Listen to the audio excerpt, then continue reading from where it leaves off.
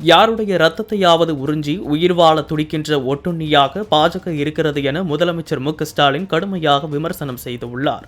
ராமநாதபுரத்தில் நடைபெற்ற அரசு விழாவில் பங்கேற்று பேசிய அவர், கச்சத்தீவை மீட்க மத்திய அரசு நடவடிக்கை எடுக்கவில்லை என்றும், தமிழர்கள் தமிழ்நாடு என்றாலே மத்திய பாஜக அரசுக்கு ஏன் கசக்கிறது என்றும் கேள்வி எழுப்பினார். தமிழ்நாட்டை 3 மிகப்பெரிய பேரிடர் தாக்கிய போது உடனே வராத நிதியமைச்சர் நிர்மலா சீதாராமன் கரூருக்கு மட்டும் உடனே வந்திருப்பதற்கு காரணம் அடுத்த ஆண்டு நடைபெறவுள்ள சட்டமன்ற தேர்தலுக்கான அரசியல் ஆதாயத்திற்குத்தான் என ஸ்டாலின் குற்றம் சாட்டினார். தமிழ்நாட்டை 3 முறை மிகப்பெரிய பேரிடர் தாக்கி ஆயிரக்கணக்கான மக்கள் பாதிக்கப்பட்ட போதெல்லாம் உடனே வராத நிதி தராத ஒன்றிய நிதியமைச்சர் இப்போது கரூருக்கு மட்டும் உடனே வருகிறார். மணிப்பூர் கலவரம், குஜராத் விபத்துக்கள், கும்பமேளா பலிகளுக்கெல்லாம் உடனே விசாரணை குழு அனுப்பாத பாஜக கரூருக்கு மட்டும் உடனே அனுப்புறாங்கன்னா தமிழ்நாட்டு மேல இருக்கிற அக்கறையால கிடையாது. இங்கதான் நீங்க கவனிக்கணும், அடுத்த ஆண்டு தேர்தல் வருது.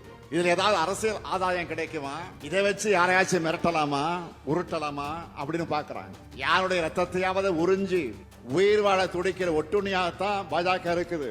பாஜகவுடன் அதிமுக கூட்டணி வைத்திருப்பது கொள்கை அடிப்படையில் அல்ல என்ற முதலமைச்சர், கூட்டணிக்கு ஆள் சேர்ப்பதற்கான அசைன்மெண்ட் எடப்பாடி பழனிசாமிக்கு வழங்கப்பட்டிருப்பதாக குற்றம் சாட்டினார்.